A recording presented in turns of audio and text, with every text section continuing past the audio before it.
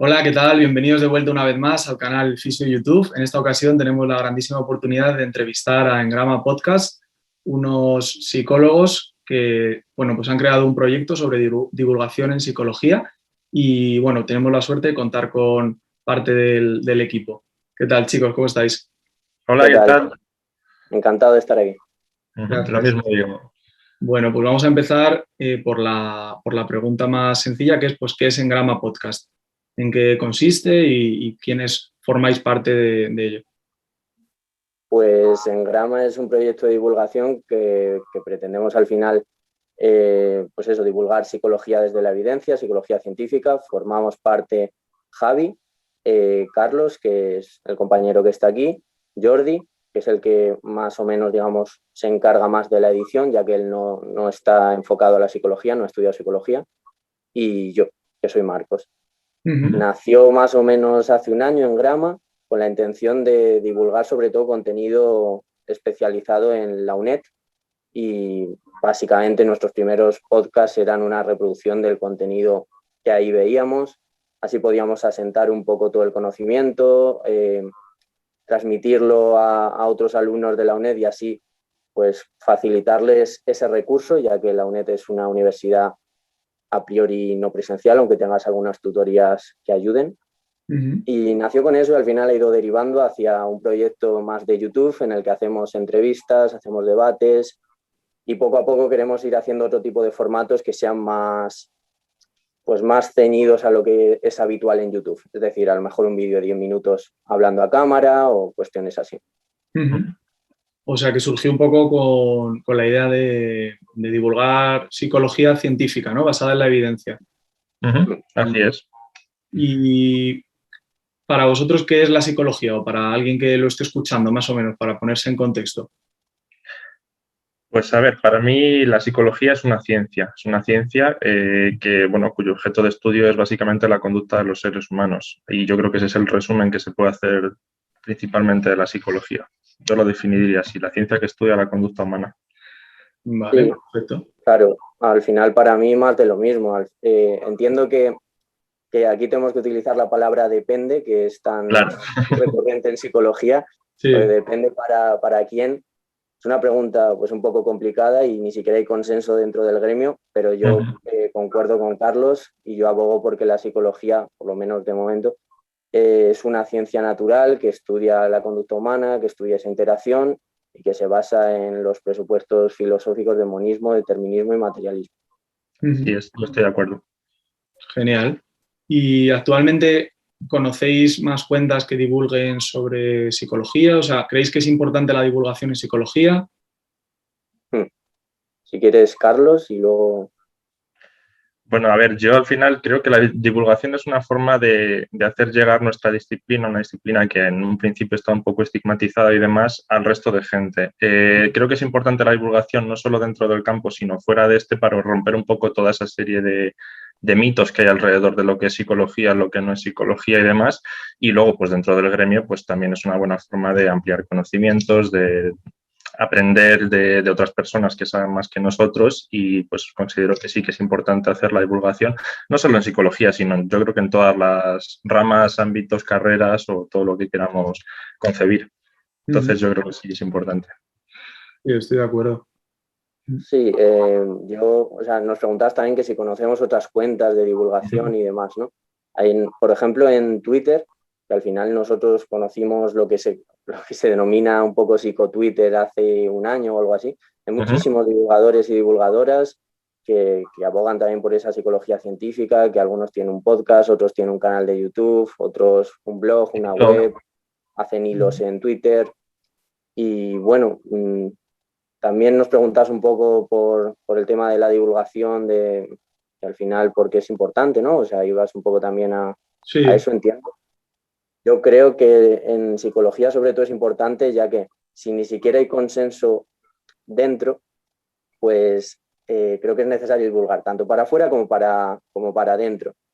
Y es más importante que quizá en otras disciplinas, ya que tenemos un trabajo que otras ciencias sí que han ido labrando ya, han ido asentando, y nosotros tenemos que hacer mucha divulgación psicología científica, porque además también la mayoría de divulgación que hasta ahora se ha ido haciendo era un poco de la psicopiedad, desde la perogrullada, desde pues un poco alguna chorrada o pseudociencia, y es importante que se vaya abriendo camino esta psicología más científica. Claro, porque otra parte muy importante es que también existen pseudociencias dentro de la psicología, ¿no?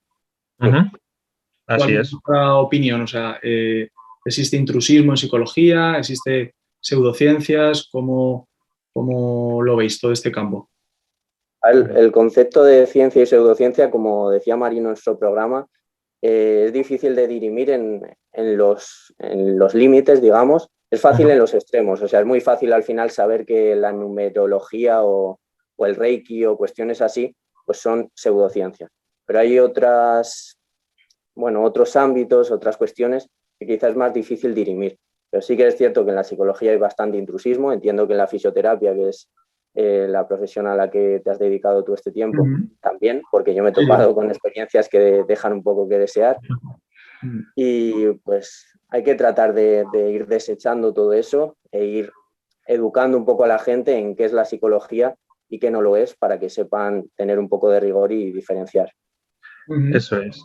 Sí, yo creo que también lo que dice Marcos del intrusismo al final es una cosa muy fácil de hacer, entre comillas, ¿no? Ser intruso en nuestra profesión, porque la gente piensa que por el mero hecho de comportarse ya saben sobre el comportamiento humano, ¿no?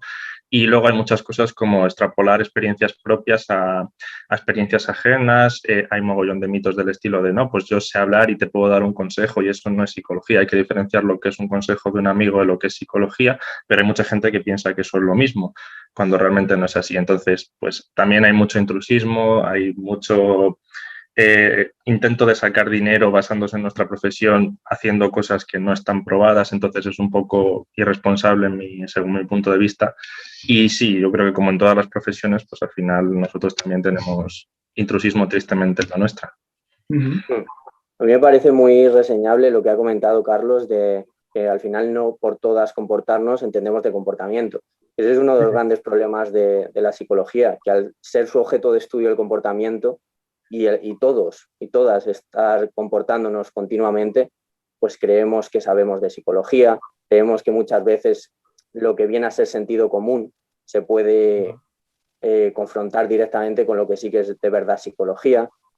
Y por una parte, a la hora de divulgar, eso nos facilita que tengamos el objeto de estudio más jugoso, porque así es.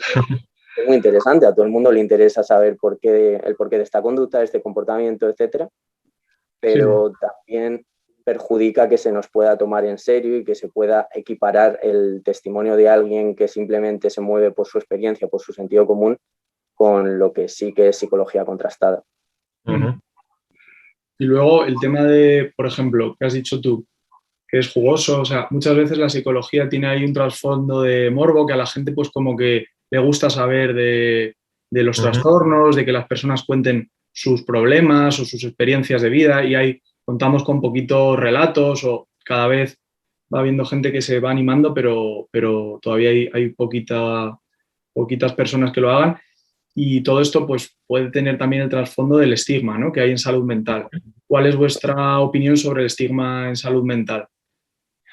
Si pensáis que todavía sigue habiendo estigma, si pensáis que hasta los propios profesionales sanitarios muchas veces contribuyen al estigma, y cómo las personas pueden no contribuir al estigma que hay en salud mental, porque principalmente es de las partes sanitarias que más estigma tiene.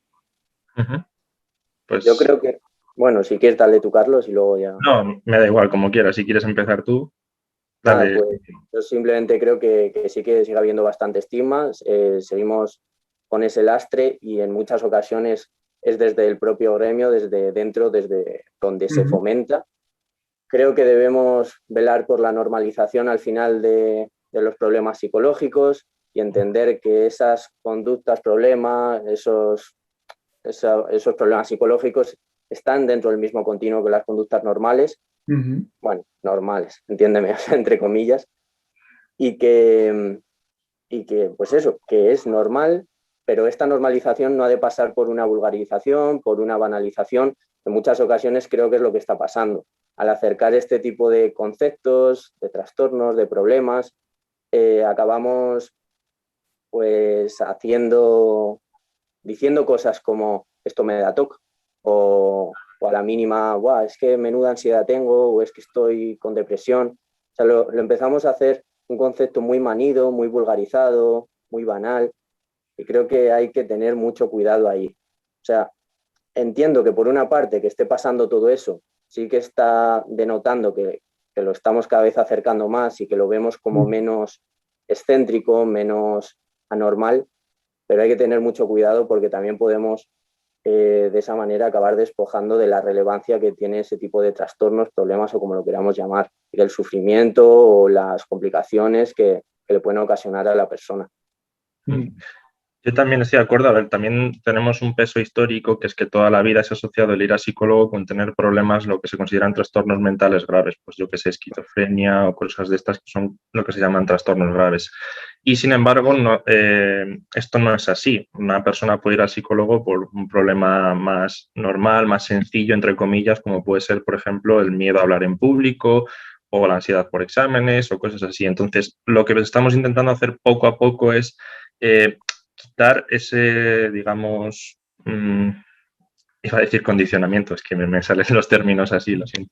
Esa asociación, digamos, de ir al psicólogo con el estás loco, que es lo que históricamente se ha ido haciendo. Y no, realmente ir al psicólogo es cuando tú tienes un problema que no puedes resolver por ti mismo y necesitas una ayuda profesional. En cuanto al estigma, sigue habiendo, sí, yo creo que de nuestras profesiones a nivel sanitario es la que más estigma tiene. A mucha gente le da todavía miedo a hablar en público y decir que va al psicólogo, y sin embargo a ir al médico, ir al fisio, ir a otro tipo de profesiones sanitarias está como más normalizado, ¿no?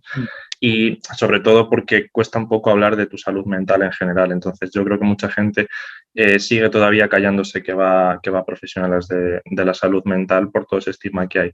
Pero bueno, también estoy de acuerdo con Marcos. Estamos poco a poco normalizando lo que al final es un servicio más de ayuda para todas las personas que lo necesiten, pero sin banalizar lo que es un problema psicológico. O sea, ya también hemos llegado al otro punto de utilizar términos como, yo qué sé, me da toque esto, eres autista, cosas así que se están normalizando y que tampoco pretendemos que se llegue a eso. O sea, no es pasar de un lado del estigma a justo el otro y banalización de todos estos conceptos y de los problemas. No, los problemas están ahí y se pueden resolver y es igual pues que el que va a otro profesional de la salud. Entonces yo creo que el estigma sigue habiendo, probablemente haya durante muchos años más, pero por suerte pues la gente ya va teniendo menos miedo a nivel social a decir, oye, voy al psicólogo porque he tenido un problema que he querido resolver.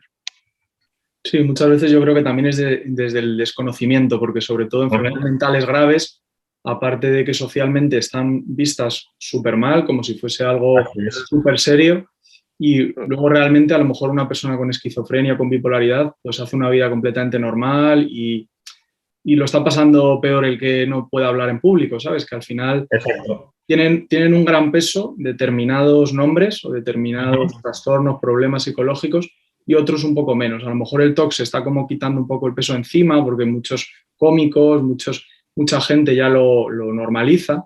Sin embargo, este tipo de enfermedades mentales graves todavía siguen con un gran peso y un respeto, pero yo creo que muchas veces es por el desconocimiento. Al final, los medios de comunicación muchas veces se informa siempre, pues no mal, pero de una manera en la que el mensaje no queda claro, ¿sabes? Así que bueno. También se ven películas, ¿no? Se utilizan estos temas como algo jugoso, ¿no? Pues mira, estaba loco y mataba gente, no sé qué. Entonces, toda esta asociación de algo peligroso a este tipo de problemas también nos ha afectado de alguna forma, ¿no? Es como súper jugoso decir, pues está loco, entre comillas, aunque no me gusta ese término. Pero bueno, es como que se ha utilizado siempre como algo casi siempre negativo, ¿no? Hay películas como, yo qué sé, por ejemplo, el Joker se supone que está loco y mata a mucha gente. Entonces, la gente asocia que fuera de ese ámbito, o sea, en la vida no cinematográfica, ocurre así y realmente muchas veces no es así, no es como lo estamos viendo. Entonces, también creo que contribuye. Claro, si al final la única muestra que vemos de ese trastorno, de ese problema, es tan ficticia, pues acabamos asociando y creemos que la realidad es esa. Yo creo que con lo del estigma también es muy importante que visibilicemos que los propios profesionales de la psicología también tenemos que acudir al psicólogo y también lo hacemos muy a menudo. No quiero decir que todo el mundo a lo largo de su vida lo vaya a tener que hacer de forma inexorable, pero pero que es posible. O sea, puede ser que sí, y no por estudiar psicología estás exento de ello, ni mucho menos. Sí, hay muchos mitos al respecto, sí, sí, sí. Sí, pues igual que un fisio puede ir al fisio durante su Efectivamente. vida, o sea, que no somos inmunes, vaya. Vale, y ahora quería pues preguntaros cuál es la importancia real del tratamiento en psicología, porque muchas veces pues la gente como que lo menosprecia, ¿no? Y dice, bueno, pues al final, primero por el estigma y luego porque muchas veces se dice eso de, bueno, pues al final el tiempo todo lo cura, o ir para hablar, para eso hablo con un amigo, y entre que es difícil obtener sesiones de psicología por la seguridad social y este tipo de pensamientos, mucha gente abandona y se salta ese tratamiento de psicología. Entonces, en salud mental, ¿creéis que es importante el tratamiento de psicología y cuáles son sus principales pilares de peso? Yo creo que aquí, antes de nada, hay que tener en cuenta, hay que saber, bueno, tener muy claro que la psicoterapia es una tecnología. O sea, es una tecnología que se basa en la evidencia, se basa en la ciencia, se basa en la psicología, pero claro, no es lo mismo al final estar experimentando en un laboratorio, controlando todo tipo de variables, etcétera, que hacerlo en una sesión. Hay muchísimas variables que no estamos controlando. Es cierto que no es fácil medir la eficacia de esas terapias, pero lo importante es saber que lo que se está haciendo, bueno, tiene un rigor, tiene un peso detrás y que no se hace por hacer, que no estás simplemente hablando, charlando con la persona, una forma como podría hacer un amigo, que también es cierto que una charla con un amigo o una charla con cualquier persona puede ser terapéutica, entre comillas, o puede estar tocando claves que sean importantes y que al final con eso ayuden a la persona, pero no se sabe qué se está haciendo, no se sabe por qué funciona eso, no se sabe por qué se hace. Esa es la diferencia con la psicoterapia, que sí que está basada en la evidencia. En algunos casos puede parecer que, yo qué sé, puedes ir a terapia y en algunos momentos dices, vale, pues si es que esto me lo ha dicho muy parecido mi amigo. Vale, pero tu amigo, ¿por qué te lo ha dicho? Al final porque se comporta, porque también se mueve desde el sentido común y hay cosas que son similares, parecidas a lo que dice la psicología, pero el psicólogo sabe por qué lo dice, o debería saber. Sí, también hay que tener en cuenta una cosa, que un procedimiento psicológico no es algo que se consiga de un día para otro, ¿vale? Los cambios se ponen, o sea, el psicólogo es la persona que se encarga de hacer o de favorecer que se produzca una serie de cambios que tiene controlados y sabe por qué se realizan. Esos cambios pueden darse en el contexto fuera de la terapia o con un amigo, con una persona al hablar. Sí, pero dependen también un poco del azar. Entonces, en la terapia lo que sí que se hace es, digamos, quitarle ese peso al azar, entre comillas, y traerlo a consulta y saber por qué hacemos las cosas, para qué lo hacemos, con el fin de conseguir una serie de objetivos y sobre todo se ralentiza el tiempo con el que estos procesos estos procesos se dan. Entonces, que una persona puede recuperarse con el paso del tiempo, que es lo que comentábamos, ¿no? De que, bueno, el paso del tiempo todo lo cura, o una charla con un amigo se da y demás. No digo que no ocurra estas cosas, porque estas cosas pueden ocurrir. Lo único que también dependen un poco de esa aleatoriedad, de ese azar, de que ocurran. En terapia lo que hacemos simplemente es traer esos procesos, esos procedimientos y que ocurran y que se den con mayor velocidad, entre comillas, llamémoslo como queramos. Pero también hay que tener en cuenta eso, que un procedimiento terapéutico puede ser largo, requiere un esfuerzo sobre todo por parte de la persona que lo realiza, ¿vale? Cuando tú vas a terapia, el psicólogo es la persona que favorece que se den esos procesos, pero la persona que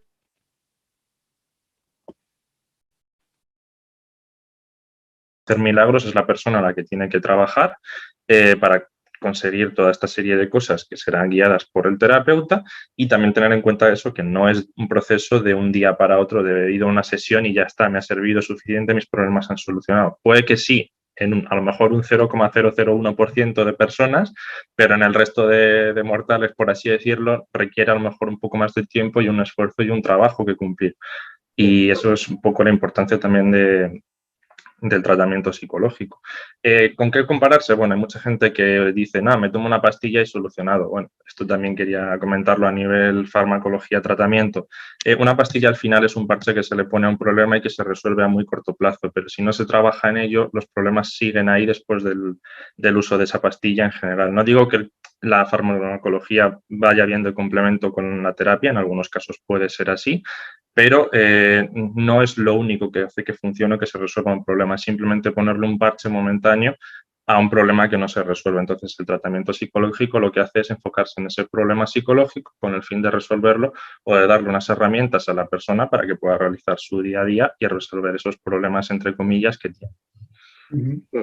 Eso sí, también decía Carlos que el tratamiento psicológico suele ser, bueno, no ha dicho largo, pero que se suele extender en el tiempo, Eso más es. o menos que requiere de un tiempo. También hay que recalcar que hasta cierto punto, o sea, porque yo conozco Exacto. a mucha gente que se tira 3 años en terapia y dices, estate alerta porque a lo mejor no estás con un psicoterapeuta que esté, bueno, basándose en el rigor, en la evidencia, porque es raro que tú estés 3 años sin que te haya planteado la baja, sin que se haya realmente solucionado nada, es para estar alerta. Sí, o sea, requiere un tiempo, pero también hay que ver qué se hace en ese tiempo. No es un tiempo de ir y no conseguir nada, no, requiere un tiempo para conseguir una serie de cosas si se van consiguiendo. Si se extiende en el tiempo y no se consiguen esa serie de cosas, mi recomendación sería cambiar de terapeuta para ir consiguiendo esas cosas. De nuevo, repito, hay cosas que sí que es necesario el tiempo y con el tiempo se tiene que ir consiguiendo el trabajo, el esfuerzo y demás, pero es un poco lo que menciona Marcos. Al final es un tiempo requerido, pero en el que haces cosas para conseguir tus objetivos, pero no, o sea, no porque ya está, voy ahí, estoy 5 años, 10, 12, los que sea, depende del problema, ¿vale? Pero si esos 10 años haces cosas, bien, si esos 10 años no haces nada y tu problema sigue manteniéndose, ojo, cuidado, ¿vale? Sí, al final... Sí. Habla, Marcos. No, que también hay que destacar que al final el tiempo, bueno, el proceso terapéutico no se ciñe al tiempo de sesión, sino que te tienen que estar mandando, entre comillas, una serie de pautas, una serie de herramientas, tareas para casa donde tú vayas al final pues aplicándolo y vayas fraguando todo ese cambio.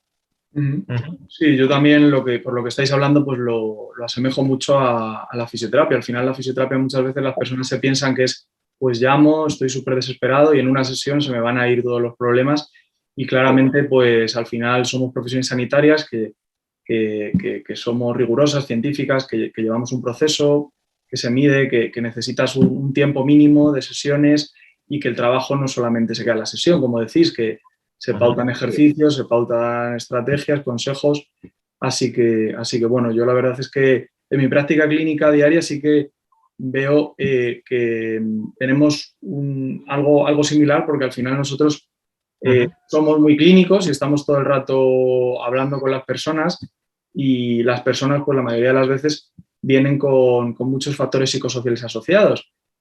Unas veces con diagnósticos biomédicos o psiquiátricos o del psicólogo y otras veces personas que tienen unos niveles de miedo al movimiento muy, muy altos, de catastrofismo, de un montón de variables que las tenemos que ir controlando y que muchas veces nosotros tenemos que hacer la derivación al psicólogo. Entonces, cuando hacemos esa derivación, en mi experiencia, pues a veces choca y claro, a la gente pues no la termina de gustar porque claro, vienen al fisio y no lo tenían en mente, pero muchas otras veces funciona muy bien y yo en pacientes con dolores de muy larga evolución, con muchos factores psicosociales, sensibilización central, he terminado haciendo un trabajo en equipo con el psicólogo interdisciplinar y ha funcionado muy bien. Así que imagino que, como decís vosotros, que el fármaco al final, que no puedes basar un tratamiento en psicología única y exclusivamente en los fármacos, pero un poco la combinación de todo, ¿no? De la psicología, el apoyo farmacológico, terapeuta ocupacional, el trabajador social, todo esto pues ayudará mucho a la persona, claro. Sí, sí, al además, final... Carlos. No, al final es un trabajo multidisciplinar con una persona, ¿no? Cada uno nos encargamos de un área, pues el fisio se encarga a lo mejor más de todo lo que es más muscular y demás, nosotros nos trabajamos en otros problemas, el médico en otra cosa, el enfermero en otra cosa, el farmacéutico lo que sea, ¿no? Claro. Y la persona al final tenemos que tener en cuenta que no es solo el área en el que trabajamos nosotros, que es una serie de cosas Sí, sí, y que claro. vive en un contexto que tampoco podemos controlar nosotros, sino simplemente adecuarnos a ello y darle herramientas para ello en las diferentes áreas. Entonces yo también abogo por un trabajo multidisciplinar porque a veces también nos llegan a nosotros problemas de estrés y demás, y puede ser por problemas físicos Claro. o de otro tipo que también se tienen que manejar en otros profesionales. Ujú. Pues sí. Pues nada, la verdad es que ha sido un auténtico placer poder contar con vosotros, chicos. Me ha encantado, pues eso, todos los consejos y todo lo que nos habéis aportado. Y recomiendo la suscripción a vuestro canal. Y bueno, si me podéis dejar, pues, o podéis comunicar cuáles son vuestros medios de difusión, por dónde os pueden seguir y alguna red. Pues nosotros estamos ahora mismo en todas las redes sociales quitando Facebook, yo creo. Estamos en Twitter, en Instagram, vamos a comenzar en Twitch, que seguramente dentro de poco, en unos meses, empecemos a hacer las entrevistas y los debates y todo eso en directo por allí. Ujú. Y estamos en YouTube y yo creo que básicamente eso. En Spotify también, si quiere Bueno, escucharnos la gente en claro, formato podcast. siempre se me Estáis en olvida. todas. Estáis en todas, sí, sí, sí, sí. Siempre se Genial. me olvida Spotify y demás. Pero sí, estamos en varias plataformas de podcast como tal. Pues nada, pues lo dicho, muchísimas gracias y ha sido un placer, ¿vale? Nada, Gracias a muchas ti gracias a y ti por la invitación. Hasta el luego. placer es nuestro. Un abrazo. Un abrazo, hasta luego. Si has llegado hasta aquí, no olvides dejar un me gusta si es que te ha gustado el vídeo y suscribirte al canal. Me puedes seguir en todas mis redes sociales, en Instagram, el fisio de YouTube, en Twitter, @arranz_Jiménez, o me puedes enviar cualquier consulta o sugerencia a mi correo electrónico, fisio.cristian97@gmail.com. Espero que todo vaya muy bien y que me acompañes en este gran camino. Te deseo lo mejor. Un abrazo.